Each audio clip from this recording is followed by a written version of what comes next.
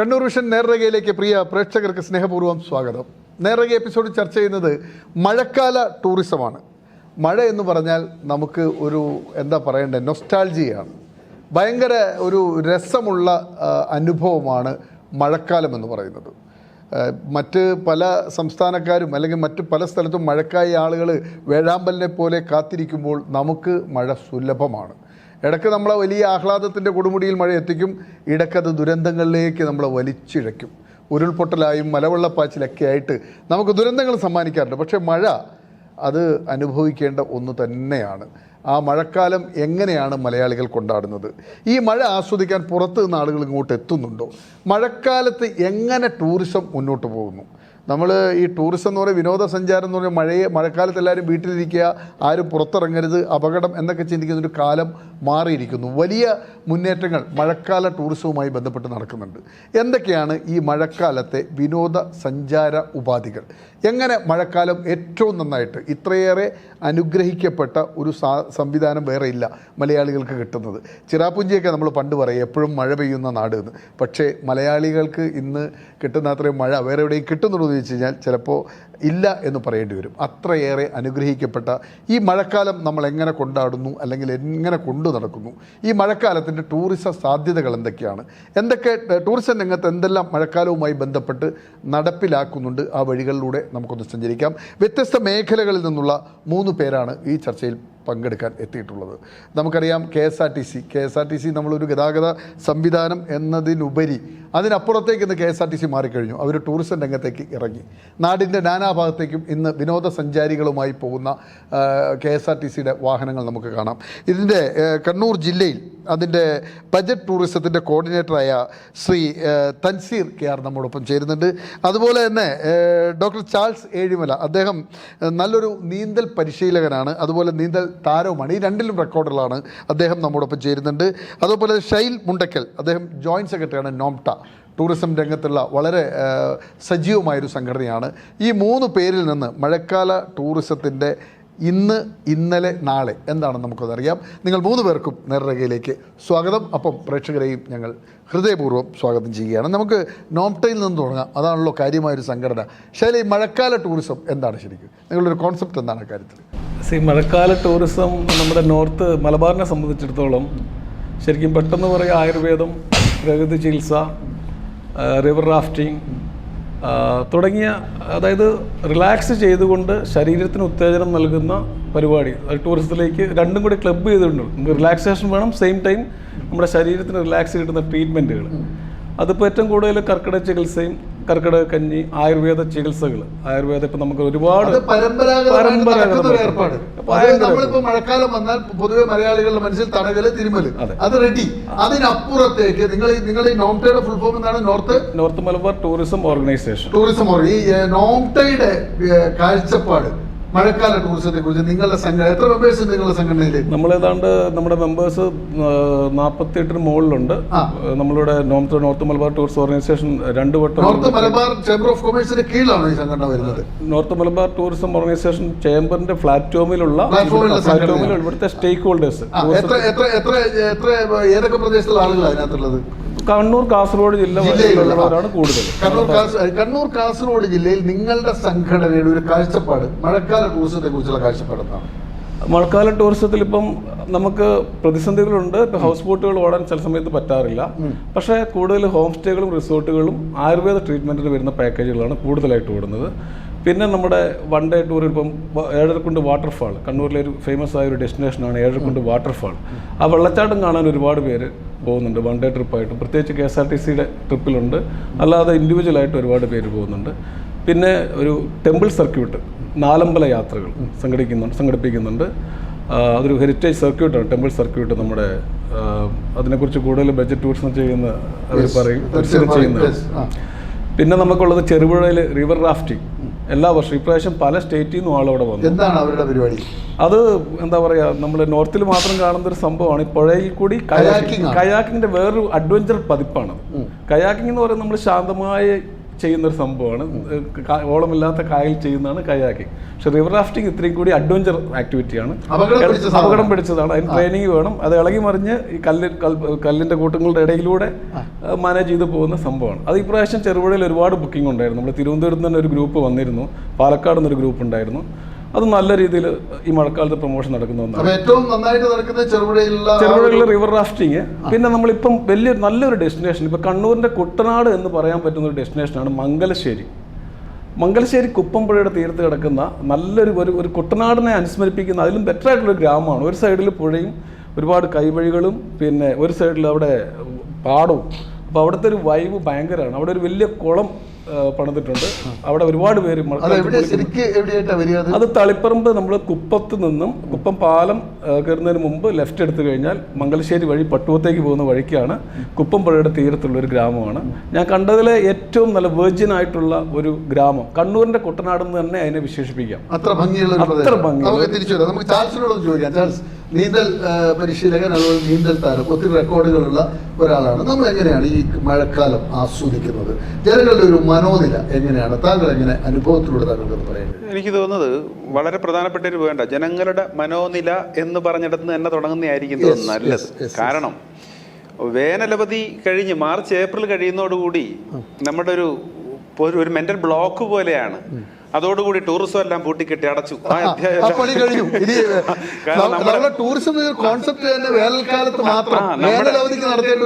നമ്മുടെ ഒരു സീസൺ അങ്ങ് കഴിഞ്ഞു, ഇനിയിപ്പം മടക്കി വെച്ചു, ഇനിയിപ്പം പിന്നെ ഓണം മുതൽ തുടങ്ങാം എന്നുള്ള ഒരു കൺസെപ്റ്റ്, അതൊരു മെന്റൽ ബ്ലോക്ക് പോലെ എനിക്ക് തോന്നുന്നു പൊതുസമൂഹത്തിൽ ഒന്നാകെയും പ്രത്യേകിച്ച് കേരളത്തിന്റെ അതൊരു ശീലം പോലെ ആയി വരികയും ആ ജനങ്ങളുടെ ആ ഒരു ശീലം തന്നെ അധികാരികൾക്കും വേണ്ടപ്പെട്ടവർക്കും വകുപ്പിനും ഒക്കെ വന്നോന്ന് എനിക്കൊരു സംശയമുണ്ട്. കാരണം അതല്ലാന്നുണ്ടെങ്കിൽ ഇതിനെ ബൂസ്റ്റ് ചെയ്തെടുക്കേണ്ടുന്ന ഒരു കാരണം ഈ വളരെ പ്രധാനപ്പെട്ട ഒരു കാര്യം എന്ന് പറയുന്നത് ആ കത്തുന്ന ചൂടും അതിന്റെ പ്രയാസങ്ങളും എന്താ പറയേണ്ടുന്നത്, എ സി ഇല്ലാതെ കിടന്നുറങ്ങാൻ പറ്റാത്ത ഒരവസ്ഥയിൽ നിൽക്കുന്നു, അല്ലെങ്കിൽ എ സി ഇല്ലാത്തവർക്കാണെങ്കിൽ ചൂടും അതിന്റെ പ്രയാസങ്ങളും ഒക്കെ കഴിഞ്ഞ് യഥാർത്ഥത്തിൽ നമ്മൾ എൻജോയ് ചെയ്യേണ്ടുന്ന ഒരു ടൈമിലേക്കാണ് ഈ മഴക്കാലം നമ്മൾ ഉപയോഗപ്പെടുത്തേണ്ടുന്നത്. പക്ഷേ നമ്മുടെ ഒരു മാനസികാവസ്ഥ എന്ന് പറയുന്നത് ആ സമയം സ്കൂൾ തുറക്കുകയാണ്. അപ്പോൾ എല്ലാവരും സ്കൂളുകളിലേക്ക് പോകുന്നു. ആ ഒരു ബിസിയിലേക്ക് പോകുന്നതിന്റെ ഭാഗമായിട്ട് അങ്ങനെ കണ്ടുപോകുന്നതാണ്. അതായത് നേരത്തെ മെന്റൽ ബ്ലോക്ക് ആണെന്ന് പറഞ്ഞു. യഥാർത്ഥത്തിൽ ആ സമയം നമുക്ക് ഏറ്റവും നന്നായിട്ട് ആസ്വദിക്കേണ്ട സമയമാണ്. അപ്പം അങ്ങനെ ആസ്വദിക്കുക എന്ന് പറയുമ്പോൾ എനിക്ക് തോന്നി ഇപ്പോൾ കണ്ണൂരിനെ സംബന്ധിച്ച് അതിനകത്തൊരു വലിയ സാധ്യതകൾ ഈ അടുത്ത് തുറന്നു വരികയാണ്. ഒന്ന്, ബീച്ച് ടൂറിസത്തെ സംബന്ധിച്ച് പുഴയിൽ അതൊക്കെ പറഞ്ഞ ഒരു കാരണം ഉണ്ടാകുന്നതാണ്. കാരണം മൺസൂൺ ആയി കഴിയുമ്പോൾ കടലെല്ലാം റഫാകുകയും ഏകദേശം ഒക്ടോബർ അങ്ങനെ പറ്റില്ല. എന്നിരുന്നാലും ഈ വരുന്ന ആളുകളൊക്കെ അത് ബോധ്യപ്പെടുത്തിക്കൊണ്ട് ബീച്ചിൽ നിന്ന് മഴ നനയുക, ഓടുക, കളിക്കുക, ഫുട്ബോൾ കളിക്കുക, അങ്ങനെയുള്ള സംവിധാനങ്ങളൊക്കെ ഇറങ്ങാതെ കളിക്കുന്നത് കൊണ്ട് കുഴപ്പമില്ല. അതിനെയൊക്കെ നമുക്ക് ബൂസ്റ്റ് ചെയ്ത് കൊണ്ടുവരാനായിട്ട് പറ്റുന്ന ഒരു സാഹചര്യം നിലവിലുണ്ട്. ധാരാളം ആളുകൾ വരുന്നുണ്ട്. ഇപ്പോഴും ഞാൻ പയ്യാമ്പലം ബീച്ചിലെ ലൈഫ് ഗാർഡും കൂടിയാണ്. അപ്പോൾ ധാരാളം ഇന്നലെയും ഇന്നും ഒക്കെ ധാരാളം ആളുകളാണ് അവിടെ വരുന്നത്. മറ്റൊരു പ്രത്യേകത എന്ന് പറയുന്നത് ഈ ആത്മീയ ടൂറിസം എന്ന് പറയാം, അല്ലെങ്കിൽ തീർത്ഥാടന ടൂറിസം എന്ന് പറയാം. അങ്ങനൊരു സംവിധാനം എനിക്ക് തോന്നുന്നു വലിയ തോതിൽ അതിനെ ഉപയോഗപ്പെടുത്താനായിട്ടുണ്ട്. കേരളത്തിലേറെ ശ്രദ്ധിക്കപ്പെടുന്ന പറശ്ശിനിക്കടവ് ശ്രീ മുത്തപ്പൻ ടെമ്പിൾ എന്ന് പറയുന്നത് നാടിന്റെ എല്ലാം സ്വന്തം ആണല്ലോ മുത്തപ്പൻ. അപ്പോൾ എല്ലാ മതക്കാരുടെയും അങ്ങനെ കേരളം തന്നെ അതിനെ ഏറ്റെടുത്തിട്ടുണ്ട്. അതുകൊണ്ട് തന്നെ എല്ലാവരും മുത്തപ്പനെ കാണാൻ എല്ലാ ജില്ലകളിൽ നിന്നും വരികയാണ്. നേരത്തെ കുറച്ച് അടുത്തായിരുന്നു. ഇപ്പൊ എനിക്ക് തോന്നുന്നു തിരുവനന്തപുരത്ത് ധാരാളം ആളുകളാണ് വന്നുകൊണ്ടിരിക്കുന്നത്. ഇപ്പോ അടുത്ത് വന്നിരിക്കുന്നത് കൊട്ടിയൂർ. നമുക്കിപ്പോ ഈ ബീച്ചിൽ നിൽക്കുമ്പോൾ ഞാനെല്ലാം 2007 അവിടെ ജോലിക്ക് വരുന്ന സമയത്തെന്ന് പറഞ്ഞു കഴിഞ്ഞാൽ ചെറിയ ഗ്രൂപ്പുകളായിരുന്നു. അപ്പോൾ ഇപ്പോൾ എന്ന് പറഞ്ഞാൽ അതല്ല. ഇപ്പം വരുന്നത് ഓരോ വർഷം കൂടുന്തോറും ഒരുപാട് ആളുകൾ വരികയാണ്. അപ്പോൾ ഇതൊക്കെ ഇപ്രാവശ്യം എനിക്ക് തോന്നുന്നത് അവിശ്വസനീയമായ നിലയിലേക്കുള്ള ഒരു ജനത്തിരക്കായിരുന്നു ഉണ്ടായതെന്നുള്ളത് വെച്ചാൽ ആയിരക്കണക്കിന് പേര്. ഇപ്പം എനിക്ക് തോന്നുന്നത് അവിടെ നിന്ന് DYSP ആസാദ് സാർ കൊടുത്തിരിക്കുന്നതിന് 4000 വണ്ടി ഒരേ സമയം പാർക്ക് ചെയ്യാൻ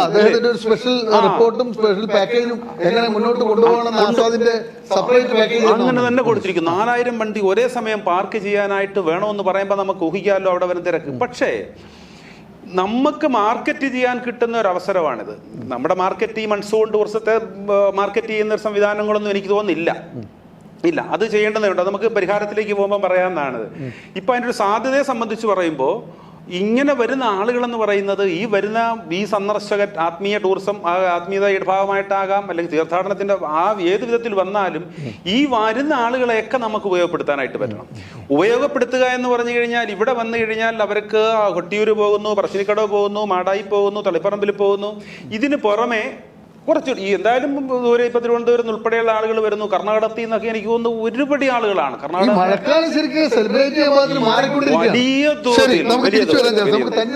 എങ്ങനെയാ തൻവീറെ മഴക്കാല ടൂറിസം KSRTC എങ്ങനെ കൊണ്ടാടുന്നു? ആദ്യം തന്നെ കണ്ണൂർ വിഷനോടും സാറിനോടും നന്ദി അറിയിക്കുകയാണ്. കാരണം ഒരു KSRTC ജീവനക്കാരൻ എന്ന നിലയിൽ വളരെ അഭിമാനവും അതുപോലെ തന്നെ സന്തോഷം തോന്നുകയാണ്. ഇങ്ങനെ ഒരു പ്രോഗ്രാമിലേക്ക് ക്ഷണിച്ചതിന് വളരെയധികം സന്തോഷം തോന്നുന്നു.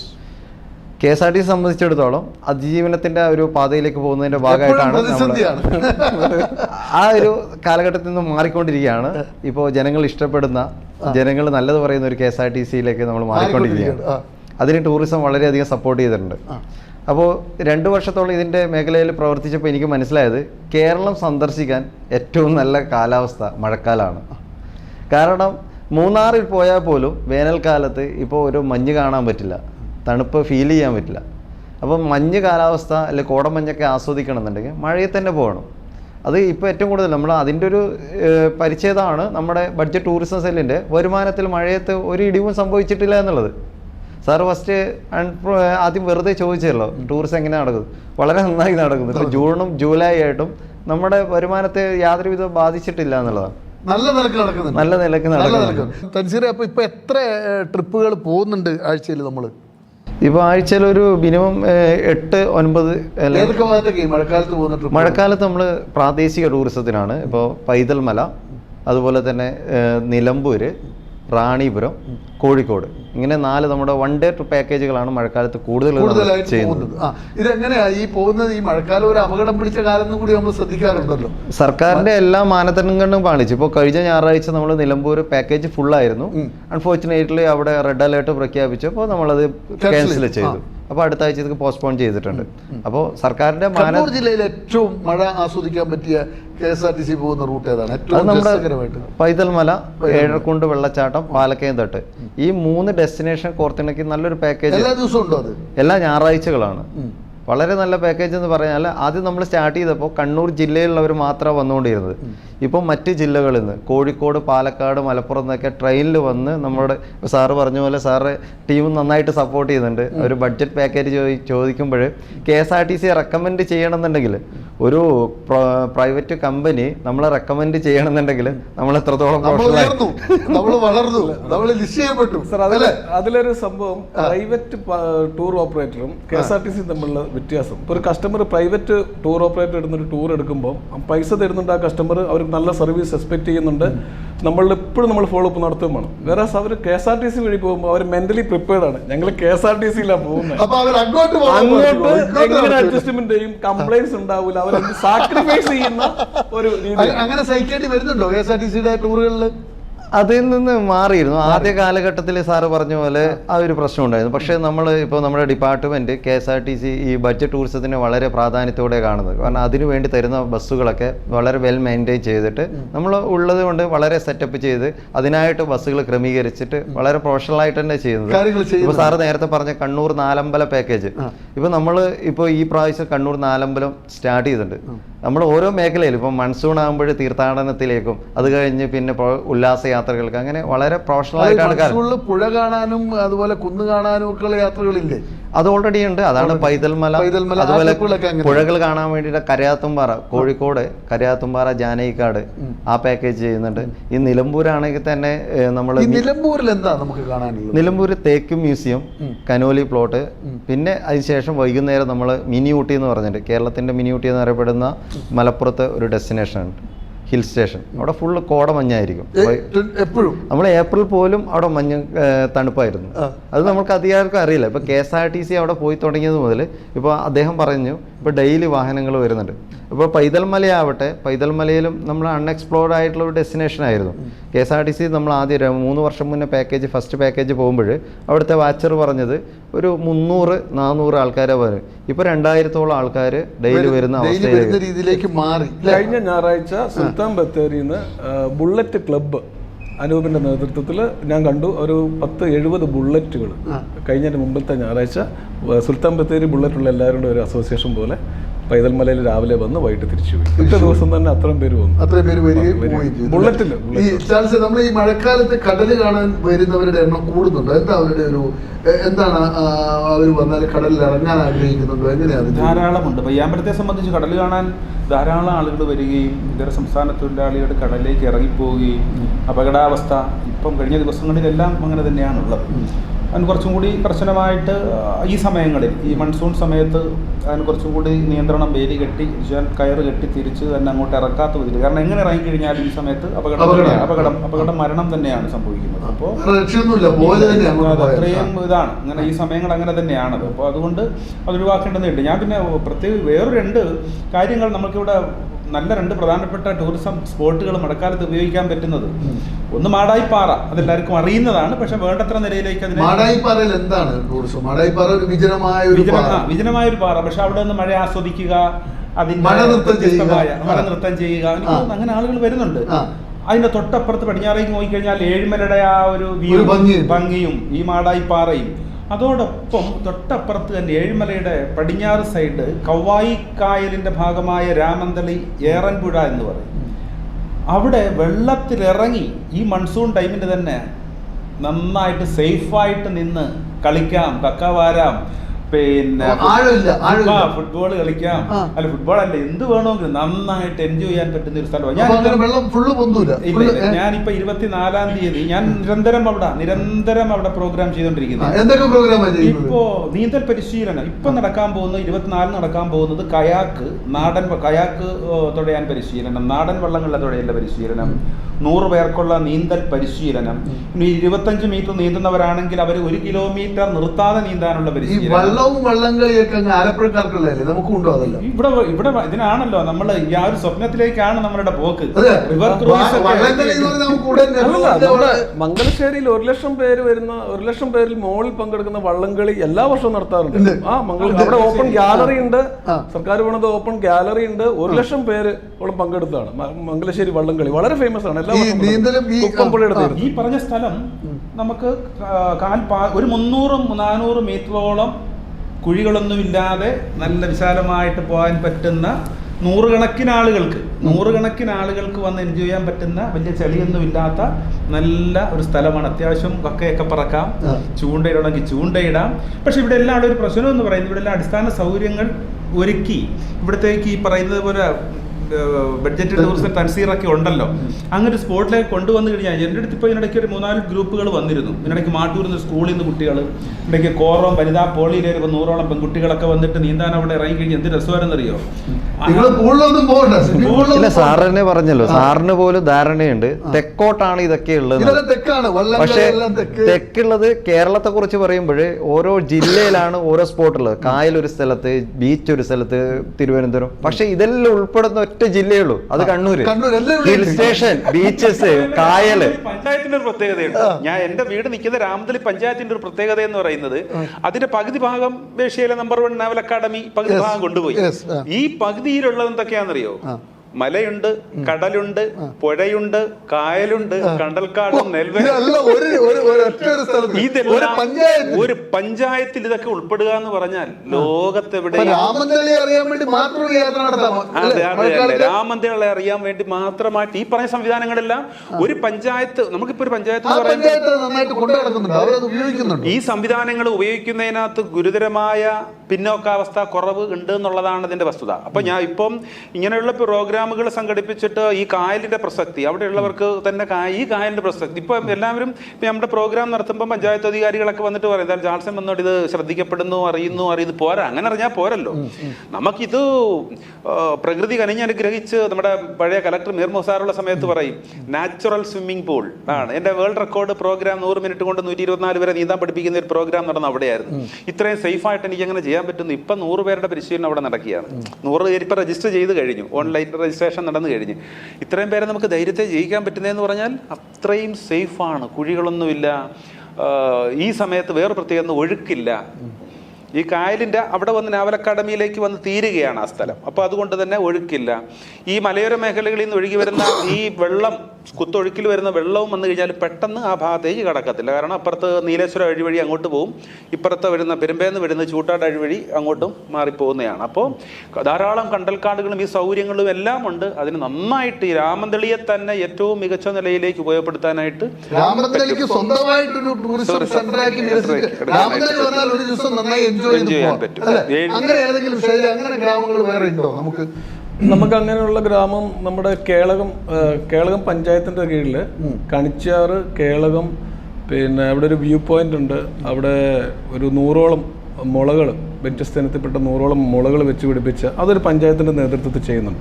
ഇതിന് ശരിക്കും അടിസ്ഥാനപരമായിട്ട് ചെയ്യുന്നത് DTPC മുന്നോട്ട് ഇറങ്ങിയിട്ട് എല്ലാ പഞ്ചായത്തുകളിലും ക്ലസ്റ്റർ മീറ്റിങ്ങുകൾ വിളിച്ചു കൂട്ടി അവിടുത്തെ ടൂറിസം വിഭവങ്ങൾ, അവിടുത്തെ back water, beach, hill station, view points, തനതായ പോലമടയുന്നുണ്ടോ അങ്ങനെയുള്ള നാടൻ ഐറ്റംസ് എല്ലാം ക്രോഡീകരിച്ചുകൊണ്ട് ഒരു ഐറ്റിനറി പ്രിപ്പയർ ചെയ്ത് ആ പഞ്ചായത്തിന് വരുമാനം ഉണ്ടാക്കുന്ന രീതിയിൽ അവിടുത്തെ ഹോം സ്റ്റേകൾ ഓപ്പൺ ആക്കിക്കൊണ്ട് ഒരു കസ്റ്റമറോ ഒരു ഗ്രൂപ്പോ വന്നു കഴിഞ്ഞാൽ ഒരു രാത്രിയും 2 പകലും കൊണ്ട് ഒരു പഞ്ചായത്ത് കവർ ചെയ്യുന്ന രീതിയിലുള്ള ഒരു ടൂറിസം സർക്യൂട്ട് ക്രിയേറ്റ് ചെയ്ത് അതിന് പ്രോപ്പർ ഐറ്റിനറി പ്രിപ്പയർ ചെയ്ത് അത് മാർക്കറ്റ് ചെയ്യുക.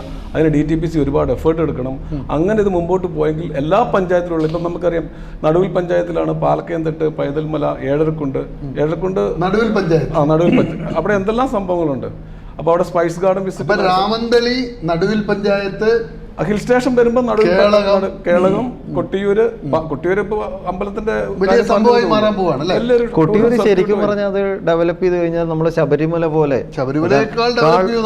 അതാണ് പറയുന്നത്. അത് ഇപ്പൊ 45 ലക്ഷമാണ് കഴിഞ്ഞ സീസണിൽ വന്നത്. അപ്പോൾ തീർത്ഥാടന ടൂറിസത്തിലേക്ക് നമ്മൾ കണ്ണൂർ കൾച്ചർ എത്തിയിട്ടില്ല.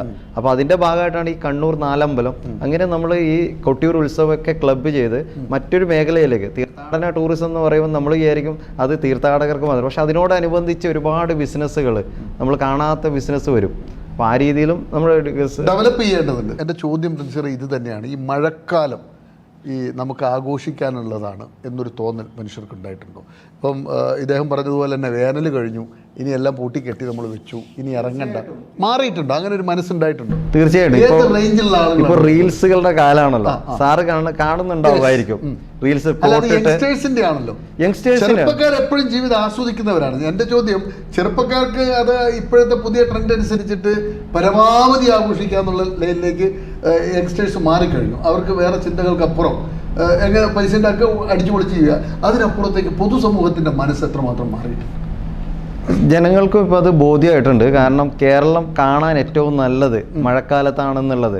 മഴ നനയാൻ പറ്റുന്നില്ലെങ്കിൽ കൂടിയും മഴയത്ത് ആ കേരളത്തിന്റെ ആ ഒരു ആസ്വാദന രീതി അവർ മനസ്സിലാക്കി. മഴ നനയാനുള്ള മനസ്സുണ്ടോ നമ്മുടെ മനുഷ്യർക്ക്? ഇപ്പം മഴ നനയരുത്, കുട്ടികൾ മഴയത്തിറങ്ങി, ആ കാലഘട്ടം മഴയത്തിറങ്ങാനേ പാടില്ല. കോവിഡ് വന്നതിന് ശേഷം ജനങ്ങളുടെ ആറ്റിറ്റ്യൂഡെ മാറി, ആസ്വദിക്കുക. മഴ നനഞ്ഞാലും അത് ആസ്വദിച്ച്, അത് മഴ മാറി പനിയായാലും അത് മാറിയിട്ട് വരും, എന്നിട്ട് വീണ്ടും നമ്മൾ ആസ്വദിക്കാന്നുള്ള ഒരു കൺസെപ്റ്റിലേക്ക് വന്നു തുടങ്ങിയിട്ടുണ്ട്. മഴ ഒരു പ്രശ്നമേ ഇല്ല എന്നുള്ളതാണ് ഇപ്പം മനസ്സിലാക്കാൻ. മഴയെ ആളുകൾ സ്വീകരിക്കാൻ തുടങ്ങി. ഞാനത് പറയുമ്പോഴാണ് ഞാൻ ഇന്ന് രാവിലെയും കഴിഞ്ഞ ഈ നല്ല ശക്തമായ മഴ 2-3 ആഴ്ചയായിട്ട് ഇങ്ങനെ തുടർന്ന് വരുമ്പോഴും ഞാൻ എല്ലാ ദിവസവും രാവിലെ 6 മണിക്ക് ഒരു സ്വിമ്മിംഗ് പൂളിൽ, ഓപ്പൺ സ്വിമ്മിംഗ് പൂളിൽ മഴയും നനഞ്ഞും കൊണ്ട് ആളുകളുടെ പഠനമാണ്. നല്ല രസം, അവർ എൻജോയ് ചെയ്യാണ്. എവിടെ നിന്ന് വരുന്നു? കൂത്തുപറമ്പിൽ നിന്നും, പിണറായി നിന്നും, തലശ്ശേരിയിൽ നിന്നും ഒക്കെ, കോടിയേരിയിൽ നിന്നും ഒക്കെ കണ്ണൂര് ഞാൻ ചെയ്യുന്ന പൂളിൽ വന്ന് മഴയെ സാധു കമ്പനി റോഡിലെ സാധു റിസോർട്ടിലെ പൂളിലാണ്. ഇന്ന് രാവിലെ ഖത്തറിൽ നിന്ന് വന്നൊരു ഫാമിലി ആയിരുന്നു, അമ്മയും 2 പെൺകുട്ടികളും.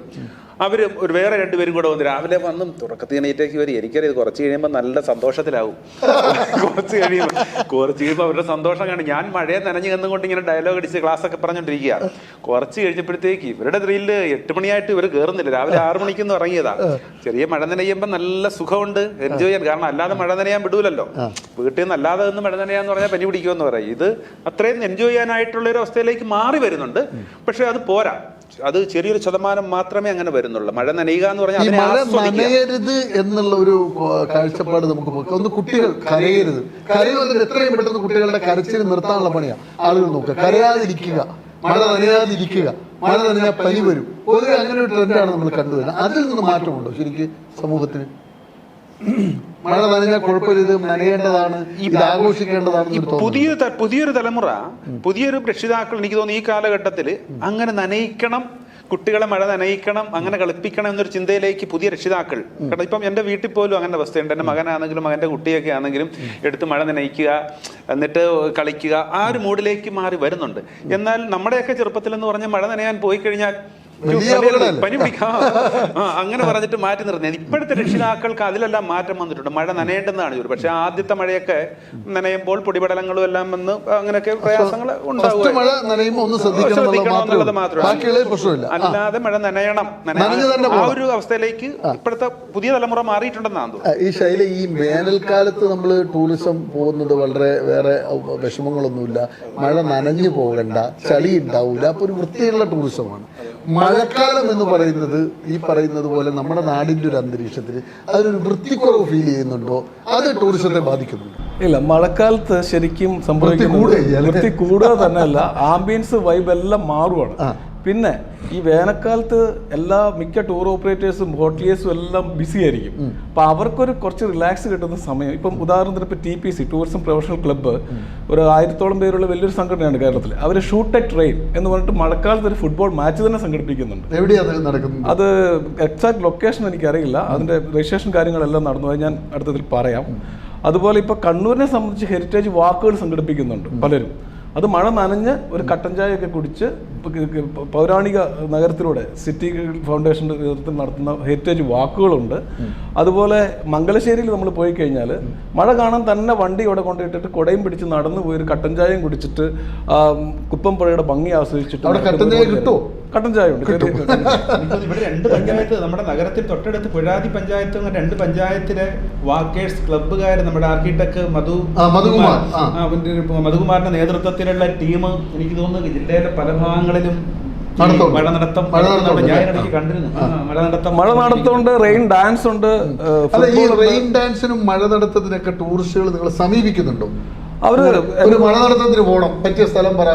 തീർച്ചയായിട്ടും വരുന്നുണ്ട്, എൻക്വയറി വരുന്നുണ്ട്. നമ്മളതൊരു കോർപ്പറേറ്റ്സുകൾ മഴ എൻജോയ് ചെയ്തുകൊണ്ട് അവരുടെ മീറ്റിങ്ങുകളും ഏതൊക്കെ സ്ഥലത്ത് നിന്ന് അത് വരുന്നത്? കോർപ്പറേറ്റ്സുകൾ അവർ ചോദിക്കുക, അവരുടെ ഇപ്പം ഇവിടെ വന്നു കഴിഞ്ഞാൽ മിനിമം ഒരു 2 night 3 days.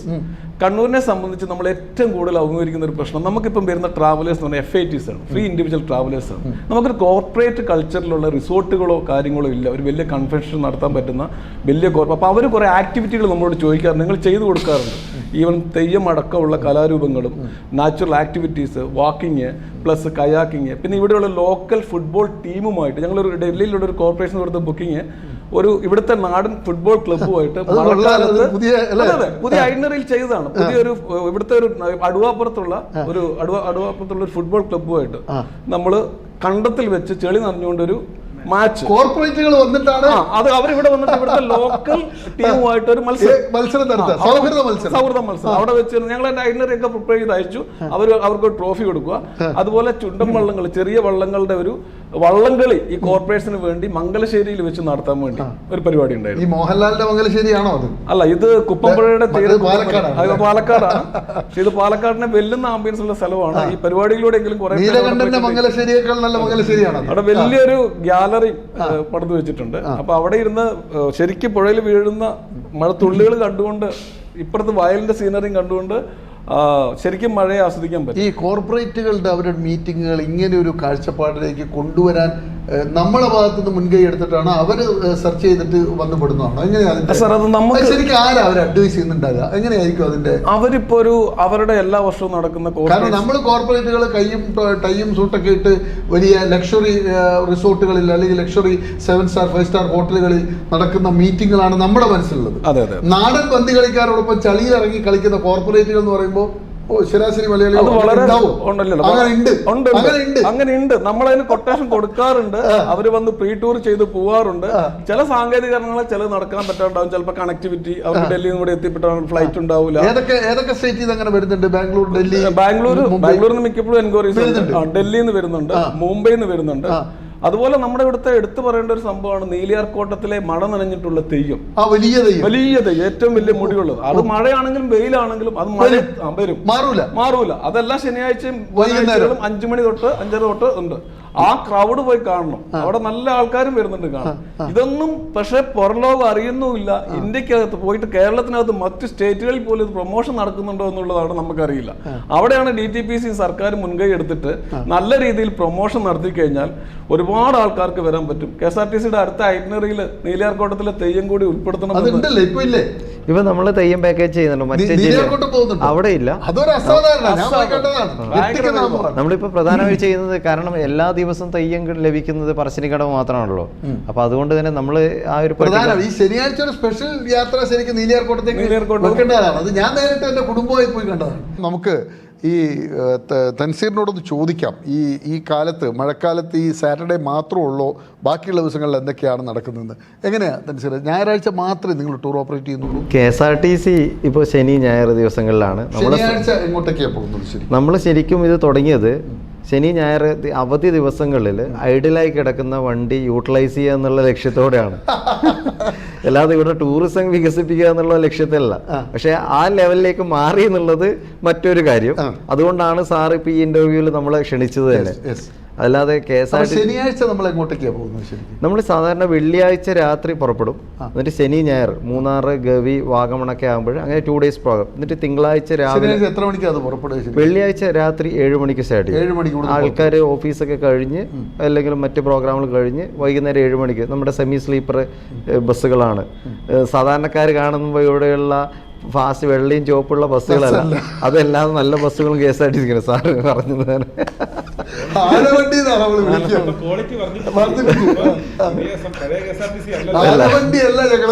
ആനവണ്ടിയല്ല, അതൊരു ബ്രാൻഡ് നെയിം. ഇപ്പം നമ്മളൊരു വീട്ടില് ആനയെ കുടിയിരുത്തുന്നത് അതൊരു പ്രൗഢിയല്ലേ? അല്ലെങ്കിൽ ഒരു ഉത്സവത്തിന് ആനയെ കൊടിയേറ്റുന്നത് കാണാറില്ലേ? അപ്പൊ രാത്രി 7 മണിക്ക്, ഈ മഴക്കാലത്തും 7 മണിക്ക് തന്നെ പുറപ്പെടും. നമ്മളിപ്പം കഴിഞ്ഞ ആഴ്ച മൂന്നാറിലേക്ക് പോയിട്ടുണ്ട്. ആകെയുള്ള പ്രശ്നം എന്ന് വെച്ചാൽ പെട്ടെന്നായിരിക്കും റെഡ് അലേർട്ട് വരിക. അതുകൊണ്ട് ലോങ് യാത്രകൾ ഇപ്പോൾ ഈ ആഴ്ച സൈലന്റ് വാലി ഉണ്ട്. സൈലന്റ് ഇപ്പൊ റിസോർട്ട് ടൂറിസത്തിലേക്ക് നമ്മൾ കടന്നു. സാറ് പറഞ്ഞ പ്രീമിയം ലെവലിലേക്ക്. ഇപ്പോൾ അടുത്ത ആഴ്ച പോകുന്നത് പാലക്കാട് അട്ടപ്പാടിയുള്ള ഒരു ഓക്സി വാലി റിസോർട്ടിലേക്കാണ്. സൈലന്റ് വാലി, വൈകുന്നേരം ഓക്സി വാലി റിസോർട്ട്. വാങ്ങുന്ന പൈസ അതിന് 5,000 ആണ്. അത്രേ ഉള്ളൂ. പെർ ഹെഡ് 5,000 തുടങ്ങിയതാണ്. ടൂർ ഓപ്പറേറ്റർമാർ വാങ്ങിക്കുന്നതിലും കൂടുതൽ വാങ്ങിക്കുന്നുണ്ട്. ജനങ്ങൾക്ക് കൊടുക്കാൻ അതാണ്. അപ്പൊ ഒരു ബ്രാൻഡ് ക്രിയേറ്റ് ചെയ്തു എന്നുള്ളതാണ്. അപ്പൊ ആദ്യം നമ്മൾ വരുമ്പോൾ എന്റെ സുഹൃത്തുക്കളൊക്കെ മറ്റു വലിയ കമ്പനികളൊക്കെ ഉണ്ട്, അവരൊക്കെ പുച്ഛത്തോടെ കണ്ട് ഇപ്പൊ അവര് പേടിയോടെ കാണുന്ന ഒരു അവസ്ഥയിലേക്ക് നമ്മളൊരു ബ്രാൻഡ്, ആനവണ്ടി എന്ന ബ്രാൻഡ്, ആനവണ്ടി എന്നുള്ള മോശം പേരുന്ന് ആനവണ്ടി എന്ന ബ്രാൻഡിലേക്ക് നമ്മൾ മാറ്റപ്പെട്ടു എന്നുള്ളതാണ്. അതൊരു വലിയ സംഭവമാണ്. നല്ല സർവീസ് കൊടുക്കുന്നതുകൊണ്ടാണല്ലോ ജനങ്ങൾ സ്വീകരിക്കുന്നത്, നല്ല ക്വാളിറ്റി. അപ്പൊ നമ്മുടെ ബഹുമാനപ്പെട്ട മിനിസ്റ്റർ ഇതിനായിട്ട് ബസ്സുകൾ പ്രൊവൈഡ് ചെയ്യാന്ന്. ശനിയാഴ്ച പ്രധാനമായിട്ട് പോകുന്നത്, വെള്ളിയാഴ്ച രാത്രി 7 മണിക്ക് പോയിട്ട് തിങ്കളാഴ്ച പുലർച്ചെ എത്തുന്ന രീതിയിലാണ് നമ്മൾ ദ്വിദിന പ്രോഗ്രാമുകളൊക്കെ ചെയ്യുന്നത്. പിന്നെ പ്രധാനം ഇപ്പം നമ്മൾ മഴക്കാലത്തെ ടൂറിസവുമായി ബന്ധപ്പെട്ടിട്ട് 1 day പ്രോഗ്രാമുകളാണ് കൂടുതൽ കോൺസെൻട്രേറ്റ് ചെയ്തിട്ടുള്ളത്. അതിൽ പ്രധാനപ്പെട്ടത് നമ്മളെ പൈതൽ മല, പിന്നെ കരിയാത്തുംപാറ അവിടെ അടിപൊളി സംഭവമാണ്. നമ്മൾ കോഴിക്കോട് ജില്ലയിൽ ഇങ്ങനൊരു അതെന്ന് വെച്ചാൽ കുറ്റ്യാടി ഡാമിൻ്റെ റിസർവോയറാണ് ഈ കരിയാത്തുംപാറ എന്ന് പറഞ്ഞ ഡെസ്റ്റിനേഷൻ. അതാണ് അവിടെ ആ ഒരു ടൂറിസം ഡെവലപ്മെൻറ്റ്സ് നോക്കി മനസ്സിലാക്കിയിട്ട് അവിടുത്തെ DTPC, നമ്മൾ കണ്ണൂരും DTPCയും ഒരുപാട് സാധ്യതകളുണ്ട്. അവരും നന്നായിട്ട് സപ്പോർട്ട് ചെയ്യുന്നുണ്ട്. KSRTC ടൂറിസത്തിന് പ്രത്യേക ഇളവുകളൊക്കെ അത് എടുത്തു പറയേണ്ടതാണ്. സാർ ഒരുപാട് പരിമിതികൾ പറയുന്നുണ്ടെങ്കിലും KSRTC ഒരു സർക്കാർ സംവിധാനം എന്ന നിലയിൽ DTPC നന്നായിട്ട് എല്ലായിടത്തും തരുന്നുണ്ട്. ചാൾസ്, നമുക്കിപ്പോൾ ഈ വരുന്ന ആളുകൾ ഈ മഴക്കാലം ഈ നീന്തലും അതുപോലെ ഇതെല്ലാം പഠിക്കാൻ ആളുകൾ നല്ല മനസ്സ് കാണിക്കുന്നുണ്ട് അല്ലേ? ഇപ്പോ നീന്തലിന് ഇപ്പോ എനിക്ക് തോന്നുന്നത് പഴയ രീതിയിൽ നിന്ന് മാറി ഈ രക്ഷിതാക്കൾക്ക്, ഞാൻ നേരത്തെ മഴ നനയിക്കാൻ കുട്ടികളെ പ്രേരിപ്പിക്കുന്ന രക്ഷിതാക്കൾ എന്ന് പറഞ്ഞതുപോലെ നീന്താൻ പഠിപ്പിക്കാനും രക്ഷിതാക്കൾ മുൻകൈ ഇട്ടെടുത്ത് ഇറങ്ങേണ്ട സാഹചര്യം വന്നു.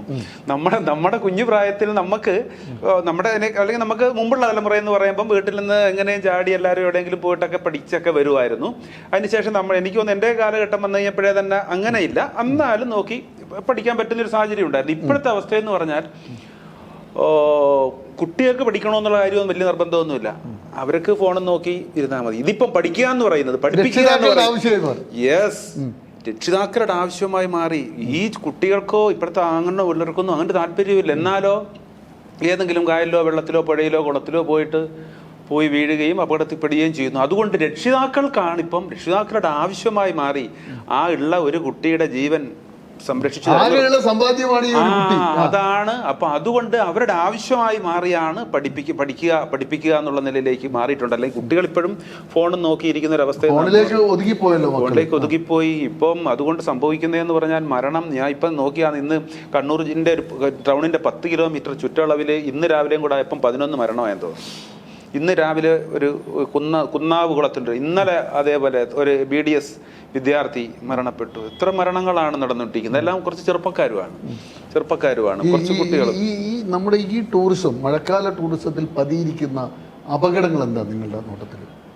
അത് വളരെ കാര്യമായിട്ടുള്ള സംഗതികളാണ്. അതിനകത്തെ നമുക്ക് ആ ടൂറിസത്തെ ഡെവലപ്പ് ചെയ്ത് വന്നു കഴിഞ്ഞാൽ ഇപ്പോൾ ഇവിടെ മറ്റ് സംസ്ഥാനങ്ങളിൽ നിന്ന് ആളുകളൊക്കെ ബീച്ചിലേക്ക് വന്നുകൊണ്ട് ബീച്ചിൽ വന്ന് ഇതിനകത്ത് ഇങ്ങനെ ഒരു പ്രയാസം ഉണ്ടെന്ന് പറയുമ്പോൾ അവർ അടുത്ത ചോദ്യം ചോദിക്കുന്നത് ഗൂഗിൾ സെർച്ച് ചെയ്ത് നോക്കിയാണ്, ഇന്ന കുളം ഇന്ന സ്ഥലത്തുണ്ട്, അവിടെ പോയാൽ അവിടത്തേക്ക് പോകാൻ. പക്ഷെ അവിടെ പോകുമ്പോൾ ഉണ്ടെന്ന് പ്രയാസം എന്ന് പറയുന്നത് ഇവർക്ക് ധാരണയില്ല. ഞങ്ങൾ ഇന്ന് ഈ വിഷയം പല സ്ഥലത്തും സംസാരിച്ചു വെച്ചാൽ ഇവർക്ക് ധാരണയില്ല ഇതിന്റെ അപകടത്തെ സംബന്ധിച്ച്. കുളത്തിലും അപകടം പ്രതികരിക്കുന്നുണ്ട്. കുളത്തിലേക്ക് ഇവര് ബാക്കി എല്ലാവരും കളിക്കുന്നു. നീന്താൻ വേണ്ടത്ര വശമില്ലാത്ത ആളും മറ്റൊരു ചാടുന്നതുകൊണ്ട് എടുത്ത് ചാടുന്ന നിലവാരം ബുദ്ധിയും മാത്രമുള്ള കുട്ടികൾ, ചെറുപ്പക്കാരും ഒക്കെയാണ്. കുളത്തിൽ പതിയിരിക്കുന്ന അപകടം എങ്ങനെയാണ്?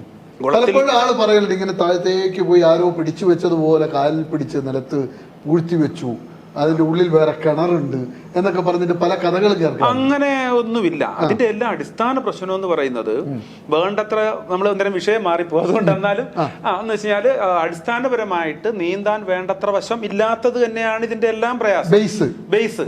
പിന്നെ നമുക്കൊരു വെള്ളത്തിൽ വീണ് കഴിഞ്ഞാൽ രക്ഷപ്പെടാൻ എത്രത്തോളം അറിഞ്ഞിരിക്കണം എന്നുള്ളതിന്റെ ആ അറിവില്ലായ്മ ഒരു പ്രശ്നമായിട്ട് നിലനിൽക്കുകയാണ്. കാരണം 5-10 മീറ്റർ നീന്താൻ അറിഞ്ഞ ഒരാള് ആയിട്ടായിരിക്കും ചിലപ്പോൾ ഇവിടെ നിന്ന് ഒരു 5 മീറ്റർ നീന്തിയ ഒരാളായിരിക്കും 15 മീറ്റർ നീളമുള്ള ഒരു കുളത്തിലേക്ക് അങ്ങോട്ട് പോകുമ്പോൾ എനിക്ക് നീന്താൻ അറിയാവോ? അറിയാം.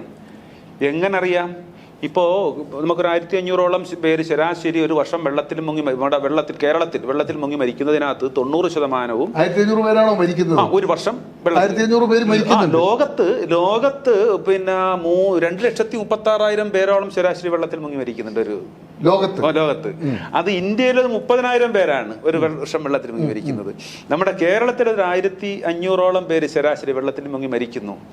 ഇതിനകത്ത് മരിക്കുന്നത് അതിനകത്ത് 90%-വും ഡിസാസ്റ്റർ പറയുന്ന വെച്ചാൽ നീന്താൻ അറിയുമെന്നുള്ളവരാണ്. നീന്താൻ അറിയും എന്ന ധാരണയുള്ളൂ, യഥാർത്ഥത്തിൽ അറിയില്ല.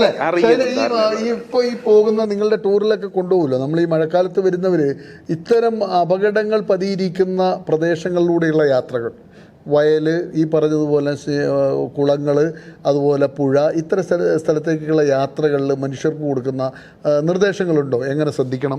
സർക്കാർ സംവിധാനം നമ്മളെപ്പോഴും നോക്കും, റെഡ് അലേർട്ട് ആണോ ഓറഞ്ച് അലേർട്ട് ആണോ. അപ്പോൾ അവിടെ നമ്മൾ ശ്രദ്ധിക്കുക എപ്പോഴും. കൂടുതൽ നമുക്ക് ഇഷ്യൂ വരിക ഫ്ലൈറ്റ് യാത്രകളാണെങ്കിൽ ടിക്കറ്റ് ചെറിയ റേറ്റിന് ടിക്കറ്റ് എടുക്കാതെ കോർപ്പറേറ്റ് ഫെയർ തന്നെ ടിക്കറ്റ് എടുക്കും. അതുകൊണ്ട് തന്നെ ഈ പോകുന്ന യാത്രക്കാർക്ക് പൈസ നഷ്ടപ്പെടില്ല. ചെറിയൊരു പൈസയുടെ കുറവിൽ നമുക്ക് ഇട്ട് കഴിഞ്ഞാൽ നമുക്ക് അതേ ഡേറ്റ് മാറ്റിയെടുക്കാൻ പറ്റും. ഫ്ലെക്സിബിൾ ആയിരിക്കും. അപ്പൊ ഫെയർ ഇത്തിരി കൂടുതലുണ്ടാവും. പക്ഷെ നമ്മൾ ആ ഒരു ടേംസ് ആൻഡ് കണ്ടീഷൻ ആദ്യം കസ്റ്റമറോട് പറയും. സെക്കൻഡ് തിങ്, റിസോർട്ടുകളാണെങ്കിലും ഹോട്ടൽസുകളാണെങ്കിലും നാച്ചുറൽ കലാമിറ്റി അങ്ങനെ എന്തെങ്കിലും സംഭവങ്ങൾ വന്നാൽ അവര് ക്യാൻസലേഷൻ വന്നാൽ അവർ ഈ മഴക്കാലത്ത് നമുക്ക് പോസ്റ്റ്പോൺ ചെയ്തു തരും. റൂംസ്, ഹോട്ടൽസ് എല്ലാം ചെയ്തു തരും. പിന്നെ എല്ലാ സ്ഥലത്തും നമുക്ക് ടൈപ്പ് ഉള്ളതുകൊണ്ട് കറക്റ്റ് ഗൈഡ് ലൈൻസ് കിട്ടും ഗൈഡിന്റെ അടുത്തു നിന്നും. അപ്പോൾ അത് എല്ലാം ഓക്കെ ആണെങ്കിൽ മാത്രമേ ഡിപ്പാർച്ചറുകൾ പുറപ്പെടുകയുള്ളൂ. അല്ലെങ്കിൽ നമ്മൾ കറക്റ്റായിട്ട് ഒന്നും ചെയ്യാതെ നിൽക്കും. ഈ കാലാവസ്ഥ. പക്ഷെ മറ്റൊരു കാര്യം കൂടിയുണ്ട്, ടൂർ ഓപ്പറേറ്റേഴ്സിനെ സംബന്ധിച്ച് ഈ സമയത്താണ് ഞങ്ങളുടെ ടൂർ ഓപ്പറേറ്റേഴ്സിന്റെ get together. Especially my Kerala tour operators association എന്നൊരു സംഘടനയുണ്ട്.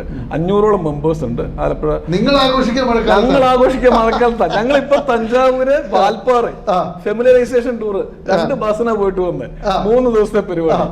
ഇപ്പൊ TPC നടത്തുന്നത് ഷൂട്ട് ട്രെയിൻ നടത്തുന്നു. ഇപ്പൊ ഏറ്റവും വലിയ trade fair splash Wayanad Saptah റിസോർട്ടിൽ വെച്ച് നടന്ന് ഏതാണ്ട് 250ഓളം ടൂർ ഓപ്പറേറ്റേഴ്സും 150ഓളം സ്റ്റാളുകളും ഉണ്ടായിരുന്നു. വലിയ പരിപാടിയായിരുന്നു 2 ദിവസം. ഞങ്ങൾ ആ സമയത്ത് അവിടെ കൊണ്ട് സ്റ്റാൾ ഇട്ടു. അപ്പോൾ ടൂർ ഓപ്പറേറ്റേഴ്സ്ക്ക് കച്ചവടം നടത്താൻ കിട്ടുന്ന ഒരു സമയം കൂടിയാണ് മഴ. നമ്മുടെ ഗെറ്റ് ടുഗദറുകൾ എല്ലാം നടക്കും. അത് കഴിഞ്ഞ് കൂടുതൽ റൈഡുകൾ, സൈക്കിൾ യാത്രകൾ, സൈക്കിൾ സഫാരികൾ, അതുപോലെ ബുള്ളറ്റ് റൈഡുകൾ എല്ലാം കൂടി ഡെസ്റ്റിനേഷൻ പ്രൊമോഷൻ നടക്കുന്ന നല്ലൊരു സമയം കൂടിയാണ് ഈ മഴക്കാലം. നമുക്ക് തൻസീർ, ഇപ്പം നിങ്ങളുടെ ഈ ടൂറിൽ സത്യത്തിൽ വരുന്നവർ ഈ വന്നവർ പറഞ്ഞറിഞ്ഞു പോകുന്ന ആ ലെവലിലുള്ള ഒരു വരവല്ലേ? ശരിക്ക് ഒരു ജനകീയ ആഘോഷമായി ഇതിലേക്ക് ജനങ്ങൾ ഒഴുകിയെത്തുന്ന ഒരു സ്ഥിതിയുണ്ടോ? ശരിക്കും അങ്ങ് സെലിബ്രേറ്റ് അങ്ങനെ ഉണ്ടെങ്കിൽ ഡെയിലി നടത്തൂലോ? അങ്ങനെ ഉണ്ടെങ്കിൽ ഷുവറായിട്ട് ഡെയിലി നടത്തും. അങ്ങനെ ഒരു മാനസികാവസ്ഥയിലേക്ക് മലയാളികൾ എത്തുന്നുണ്ടോ?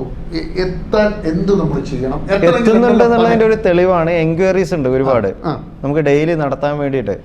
അപ്പോൾ നമുക്ക് കുറച്ച് ബുദ്ധിമുട്ടുകളുണ്ട്. കാരണം ഡെയിലി നടത്തുമ്പോൾ നമ്മുടെ ബസ് സർവീസ് ഞാൻ നേരത്തെ പറഞ്ഞിരുന്നു, നമുക്ക് ടൂറിസത്തിന് ഒരുപാട് ബസ്സുകൾ ഇതിനായിട്ട് നല്ല ബസ്സുകൾ അറേഞ്ച് ചെയ്തിട്ടില്ല.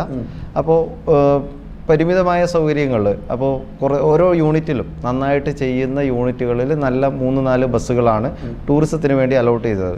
അപ്പോൾ അത് നമുക്ക് ഡെയിലി ചെയ്യുമ്പോഴുള്ള ബുദ്ധിമുട്ടെന്ന് വെച്ചാൽ, ഇപ്പോൾ കുറച്ച് പേരൊക്കെ വരുന്നുണ്ടെങ്കിൽ നമുക്കത് ലാഭത്തിന് വേണ്ടിയിട്ടാണ് നമ്മൾ ഈ പദ്ധതി തുടങ്ങിയത്, ഇതും കൂടി നഷ്ടത്തിലേക്ക്. അതുകൊണ്ട് ഷെഡ്യൂൾ ചെയ്ത പ്രോഗ്രാമുകളാണ് നമ്മൾ ചെയ്യാൻ ഉദ്ദേശിക്കുന്നത്. പിന്നെ സാറ് നേരത്തെ പറഞ്ഞതുപോലെ ഈ ഒറ്റപ്പെട്ട് കിടക്കുന്നവർ അവരൊക്കെ ശരിക്കും സെലക്ട് ചെയ്യുന്നത് KSRTC തന്നെയാണ്. കാരണം വന്നവർ പറയുന്നുണ്ട്, കാരണം നമ്മുടെ കസ്റ്റമേഴ്സ് എല്ലാം എബവ് 50, എബവ് 40 ആൾക്കാരാണ്.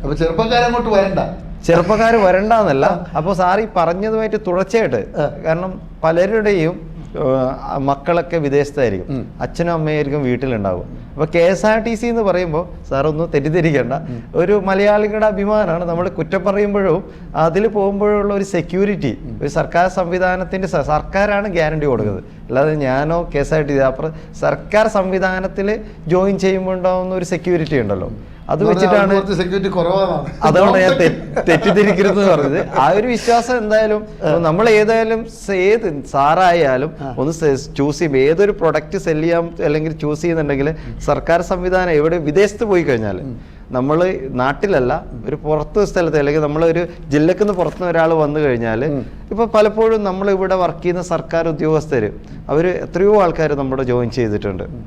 അപ്പോൾ ആ ഒരു സർക്കാർ സംവിധാനത്തിന്റെ സെക്യൂരിറ്റി അത് എടുത്തു പറയാൻ കാരണം, ചെറുപ്പക്കാർ വന്ന് കൊഴിഞ്ഞു പോകുന്നതാണോ? 40 മേലെയുള്ള ആളുകളാണ് വരുന്നത്. ആ രീതിയിൽ സാറ് വ്യാഖ്യാനിച്ചാലും പക്ഷെ അത് മറികടക്കുന്നുണ്ട്. കാരണം എന്ന് വെച്ചാൽ ഇപ്പോൾ മൺസൂൺ ടൂറിസത്തിൽ ഏറ്റവും കൂടുതൽ വന്നിട്ടുള്ളത് ചെറുപ്പക്കാരാണ്. കാരണം അവരും ഇതിന്റെ, അതാണ്. കോളേജ് സ്റ്റുഡൻസ് ഒക്കെ നിങ്ങളെ വരുന്നുണ്ടോ, നിങ്ങളെ സമീപിക്കുന്നുണ്ടോ? ആ ചോദ്യം വളരെ നന്നായിട്ടുണ്ട്. കാരണം കഴിഞ്ഞ ആഴ്ച ITM കോളേജിൽ നിന്ന് ട്രിപ്പ് നടത്തിയതിനു ശേഷം ഇപ്പോൾ ഒരുപാട് കോളേജ് എൻക്വയറീസ്. ഇപ്പൊ നമ്മൾ സാധാരണ ഈ സ്കൂളുകളൊക്കെ ട്രിപ്പ് നടത്തുന്നത് വേനൽക്കാലത്ത് മാത്രമേ അവർ നടത്തുള്ളൂ.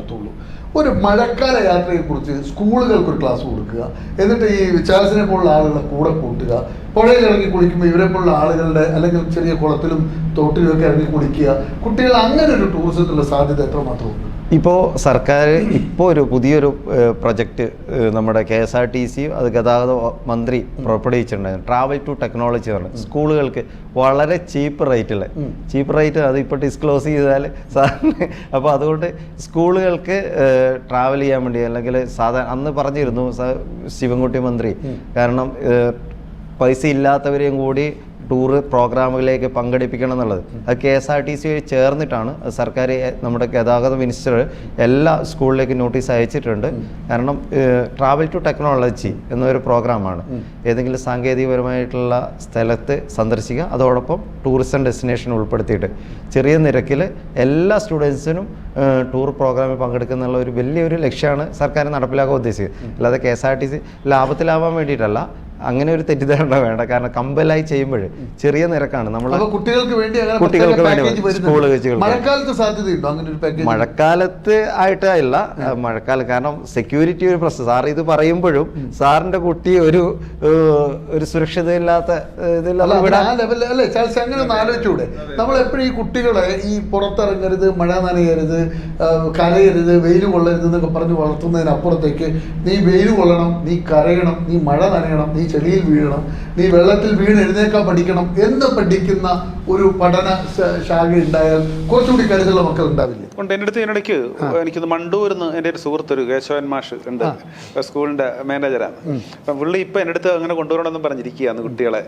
ഈ പറഞ്ഞ കായലില് സേഫ് ആണല്ലോ, നമ്മളെപ്പോഴും അത് വളരെ പ്രധാനമാണ്. സേഫ് ആയ ഒരു കേന്ദ്രത്തിൽ തന്നെ വന്ന് ചെയ്യണം, അത് ചെയ്യണം. പ്രത്യേകിച്ച് എനിക്ക് തോന്നുന്നു അങ്ങനെയുള്ള ജലാശയങ്ങളെ സംബന്ധിച്ച് കുറവാണ്. മറ്റ് വയലുകളൊക്കെ നേരത്തെ പറഞ്ഞ പോലുള്ള സംഗതികളൊക്കെ കാണും. അല്ലാതെ നമുക്ക് എനിക്ക് തോന്നുന്നത് ഈ പറഞ്ഞ രാമതലിയിലുണ്ടെന്ന് പറയുന്നത് കേരളത്തിൽ എവിടെയും ഇല്ലാത്ത ഒരു അങ്ങനെയുള്ളൊരു സുരക്ഷിതത്വമുള്ള ഒരു കേന്ദ്രമാണ്.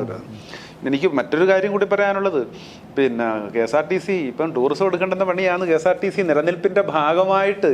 നിലനിൽപ്പിന്റെ ഭാഗമായിട്ടാണ് തുടങ്ങി വെച്ചതെങ്കിലും സംഗതി ഇപ്പോൾ പ്രധാനപ്പെട്ട ടൂറിസം സ്പോട്ടുകളൊക്കെ കണ്ടെത്തുകയും ഡെവലപ്പ് ചെയ്യുകയും ചെയ്യുന്ന ഒരു വലിയൊരു ഉത്തരവാദിത്വം ടൂറിസത്തിന് വലിയൊരു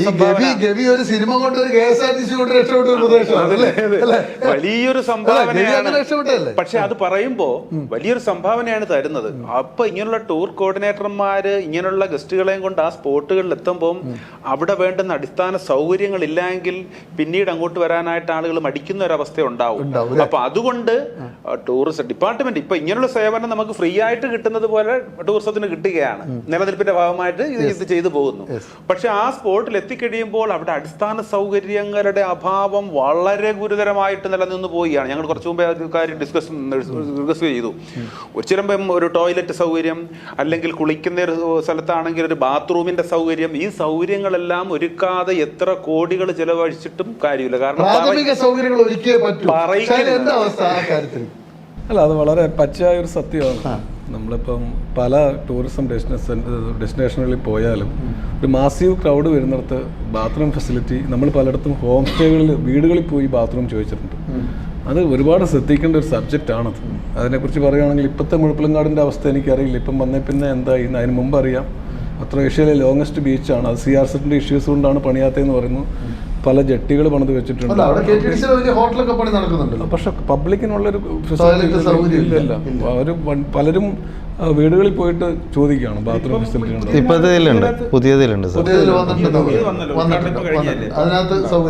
ഇപ്പം ഹിൽ സ്റ്റേഷനിലെ പറഞ്ഞു കഴിഞ്ഞാൽ പൈതൽമലയിലെ പ്രശ്നം, പൈതൽമലയിൽ ട്രക്കിങ്ങിന് പോയി കഴിഞ്ഞാൽ അവിടെ ഒരു ബാത്റൂം ഇല്ല. വനംവകുപ്പിനോട് പണിയാനുള്ള സംവിധാനം എന്തോ ഇഷ്യൂസ് ഉണ്ടെന്ന് തോന്നുന്നു. അപ്പം ഒരു 60ഓളം പേര് ബുള്ളറ്റ് വരുന്നു, 2000ഓളം പേര് വന്നെന്ന് ഇപ്പം പറഞ്ഞു. അവരെവിടെയാണ് ബാത്റൂം യൂസ് ചെയ്യുക?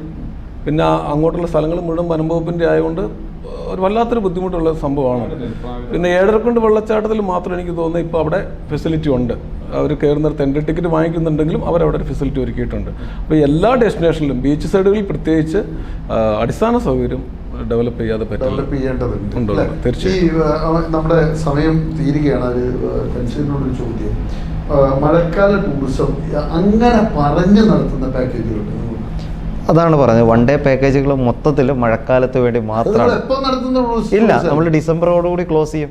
പൈതൽമല, റാണിപുരം, അതുപോലെ കോഴിക്കോട്, ഈ 3 പാക്കേജ് മഴക്കാലത്ത് മാത്രമാണ് ചെയ്യുന്നത്. പൈതൽമല സാറിന് അറിയാലോ, ഹിൽ സ്റ്റേഷൻ. അല്ല, എനിക്കറിയാം, കേൾക്കുന്നവർക്ക്. ഇപ്പൊ പൈതൽമലയിലേക്ക് പോകാൻ ഇത് കണ്ടുകൊണ്ടിരിക്കുന്ന ഒന്ന് ടൂർ പോയി കളയാം, എന്നാൽ അത് പൈതൽമലയ്ക്ക് ആയിക്കോട്ടെ എന്ന് തോന്നുന്ന ഒരാൾക്ക് എപ്പോഴാണ് പൈതൽമലയിലേക്ക് പുറപ്പെടുക? പൈതൽമലയിലേക്ക് ഏറ്റവും ആപ്റ്റ് ആയിട്ടുള്ള കാലാവസ്ഥയാണ് ഈ ജൂൺ ടു ഡിസംബർ എന്നുള്ളത്. കാരണം ആ ഒരു മഴയത്ത് തന്നെ മഴ ആസ്വദിക്കാനായിട്ട്. എത്ര മണിക്കാണ് പുറപ്പെടുക? ഏത് ദിവസമാണ്? ശനിയാഴ്ച, ശനി ഞായറും? നമ്മള് ഞായറാഴ്ചകളാണ്, എല്ലാ ഞായറാഴ്ച പുറപ്പെടുക. രാവിലെ 6:30 കണ്ണൂരിൽ നിന്ന് പുറപ്പെടും. 6:30 ആകുമ്പോഴത്തേക്ക് ആള് കണ്ണൂരെത്തും. ഈ പോകുന്ന വഴിക്ക് നിങ്ങൾ പിക്ക് ചെയ്യും? പോകുന്ന വഴിക്ക് പിക്ക് ചെയ്യും. പൈതൽമലയ്ക്ക് പോകുന്ന റൂട്ട് ഏതാണ് ശരിക്കും? തളിപ്പറമ്പ്, കാഞ്ഞിരങ്ങാട്, കുടിയാൻമല, പൈതൽമല. ഇവിടെ എത്ര മണിക്കാണ് പുറപ്പെടുക? 6:30 മണിക്ക്. 6:30 കണ്ണൂരിൽ നിന്ന് പുറപ്പെട്ട് ഒരു 9 മണിയോടുകൂടി നമ്മൾ പൈതൽമല എത്തിച്ചേരും. ഈ പാക്കേജിൽ breakfast, lunch, evening tea, snacks ഒരു 950 രൂപ മാത്രമേ ഉള്ളൂ. അതാണ് സാറ് പറഞ്ഞത്.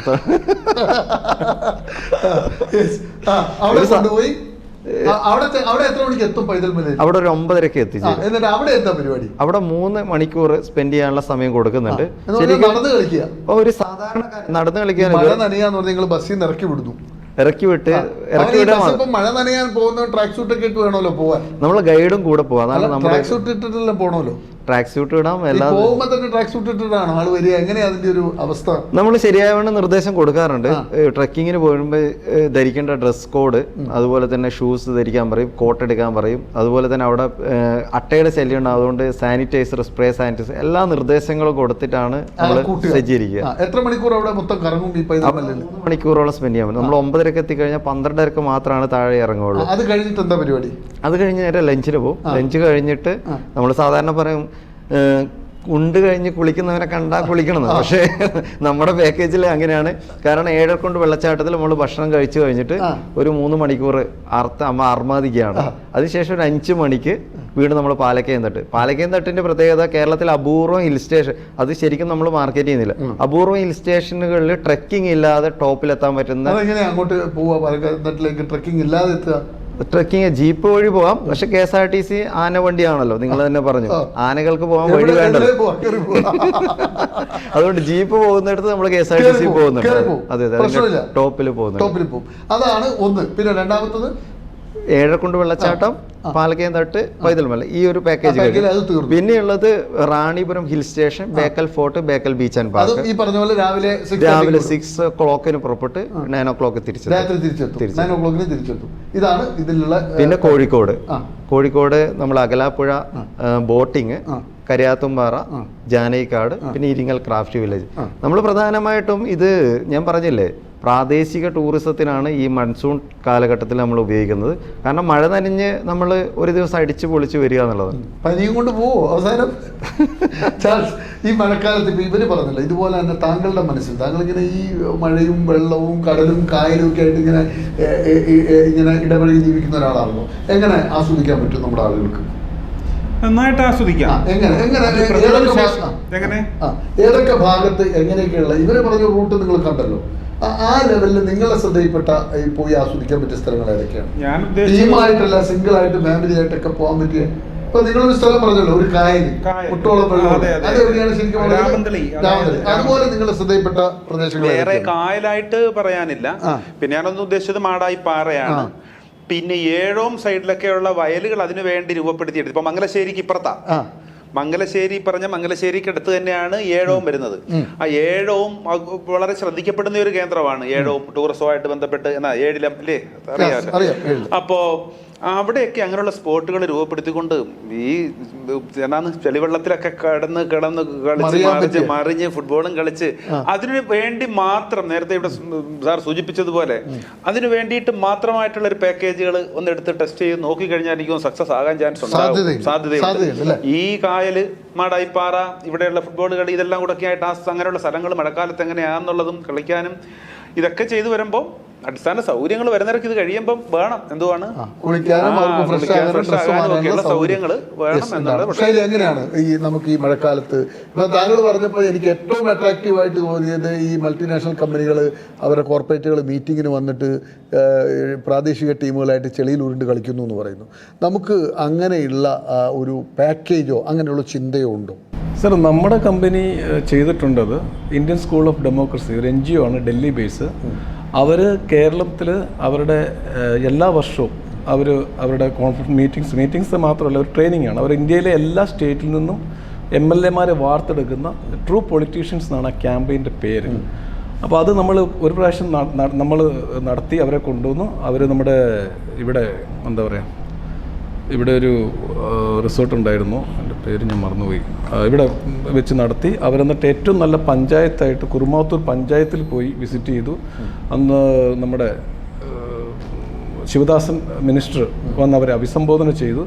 അവർ കണ്ണൂർ സെലക്ട് ചെയ്യാൻ കാരണം ചോദിച്ചപ്പോൾ പറഞ്ഞത് ഏറ്റവും കൂടുതൽ രാഷ്ട്രീയപരമായിട്ട് പാരമ്പര്യമുള്ളത് കണ്ണൂരാണ്, കമ്മ്യൂണിസത്തിൻ്റെ ഉത്ഭവം, അത് പഠിപ്പിക്കാൻ കൂടിയാണ് അവർ കണ്ണൂർ. ഇപ്പോൾ 2 വർഷം അവർ കണ്ടിന്യൂസ് ആയിട്ട് ഇവിടെ വന്ന് ചെയ്തിട്ടുണ്ട്. ഞങ്ങളത് വർക്കൗട്ട് ചെയ്ത് 2 വർഷം ഞങ്ങളാണ് ആ മീറ്റിംഗ് സംഘടിപ്പിച്ചത്. 15 ദിവസത്തോളം ഏതാണ്ട് 40 തൊട്ട് 50 വരെ ആൾക്കാരുണ്ടായിരുന്നു, എല്ലാ സ്റ്റേറ്റിലുമുള്ള. ബിക്കം എ ട്രൂ പൊളിറ്റീഷ്യൻ എന്നാണ് ആ ക്യാമ്പയിൻ്റെ പേര്. അപ്പോൾ അവരുടെ ട്രെയിനിങ്ങിൻ്റെ ഭാഗമായിട്ട് ഇങ്ങനെയുള്ള NGOs ഒരുപാട് വരുന്നുണ്ട്. അപ്പോൾ അത് നല്ല രീതിയിൽ ഒന്നും കൂടി പ്രൊമോഷൻ നടത്തി കഴിഞ്ഞാൽ അതിവിടെയുള്ള 5 സ്റ്റാർ റിസോർട്ട്, മാക്സിമം നല്ല റിസോർട്ടുകൾ വേണം, അതിന് വലിയ റിസോർട്ടുകൾ വേണം. ഒരു പ്രോപ്പർ മാർക്കറ്റിംഗ് സ്ട്രാറ്റജി ഉണ്ടാക്കി നമ്മൾ മറ്റ് സ്റ്റേറ്റുകളിലെ ട്രേഡ് ഫെയറുകൾക്ക് പോവുകയും അവിടെ നമ്മുടെ ഈ പ്രൊഡക്റ്റുകളെല്ലാം ഒരു പ്രോപ്പർ ചാനലിൽ ഒരു സ്റ്റാളിൽ വെച്ച് മാർക്കറ്റ് ചെയ്ത് ഒരുപാട് ടൂർ ഓപ്പറേറ്റേഴ്സിലേക്കും NGOസിലേക്കും കോർപ്പറേറ്റ്സിലേക്കും എത്തിച്ചു കഴിഞ്ഞാൽ എൻക്വയറികൾ ജനറേറ്റ് ചെയ്യപ്പെടും. ആ എൻക്വയറികൾക്ക് പ്രോപ്പറായിട്ട് റിപ്ലൈ കൊടുത്ത് അവരുടെ ഡെലിഗേഷനെ കൊണ്ടുവന്നൊരു പ്രീ ടൂർ ചെയ്യുകയും അതുവഴി ഈ പ്രൊഡക്റ്റ് നമുക്ക് മാർക്കറ്റിൽ ഇറക്കി കഴിഞ്ഞാൽ ഒരുപാട് സാധ്യത ഇങ്ങോട്ടേക്കുണ്ട്. പോരാത്തതിന് ഇപ്പം നമ്മൾ ചെയ്യുന്നൊരു സംഭവമാണ് പ്രകൃതി ചികിത്സ. ഇപ്പം കുന്നോത്ത് സിസ്റ്റേഴ്സ് നടത്തുന്ന നസ്രത്ത് സിസ്റ്റേഴ്സ് നടത്തുന്ന പ്രകൃതി ചികിത്സ അവർ ചെറിയ രീതിയിൽ തുടങ്ങി ഇപ്പോൾ 20ഓളം റൂംസ് പുതിയ പ്രോപ്പർട്ടി തന്നെയായി. അതിനൊരുപാട് ഇറ്റലിയിൽ നിന്ന് ആൾക്കാരെ കൊണ്ടുവരുന്നുണ്ട് നമ്മൾ. അത് ആയുർവേദത്തിൻ്റെ മറ്റൊരു പതിപ്പാണ്. അതുപോലെ കളരി ചികിത്സകൾ, അത് മഴക്കാലത്താണ് കൂടുതൽ വരുന്നത്. കളരിയും ആയുർവേദവും പ്രകൃതി ചികിത്സയും 3 തരം ട്രീറ്റ്മെൻറ്റ് നമുക്കുണ്ട്.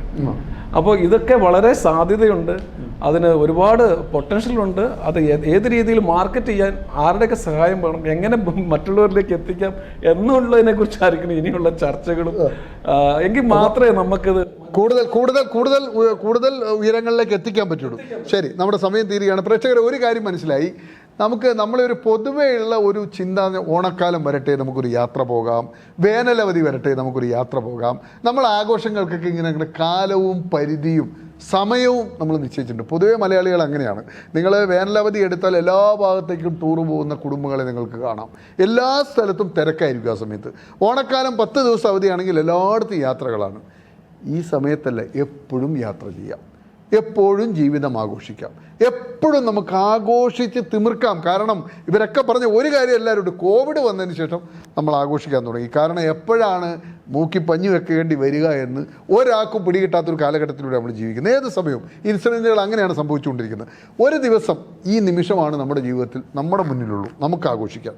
നാളെ എന്ന് പറയുന്നത് നമ്മുടെ കയ്യിലില്ല. ഇന്നലെ നമുക്ക് നഷ്ടപ്പെട്ടു, ഇന്ന് ഈ നിമിഷം നമ്മുടെ കയ്യിലുണ്ട്. അതുകൊണ്ട് ഓരോ നിമിഷവും നമുക്ക് ആഘോഷിക്കാനുള്ളതാണ്. അതുകൊണ്ട് മഴക്കാലം അത് നമുക്ക് അടിച്ചു പൊളിക്കാം. നല്ല തണുപ്പല്ലേ, നല്ല രസമല്ലേ കാണാൻ.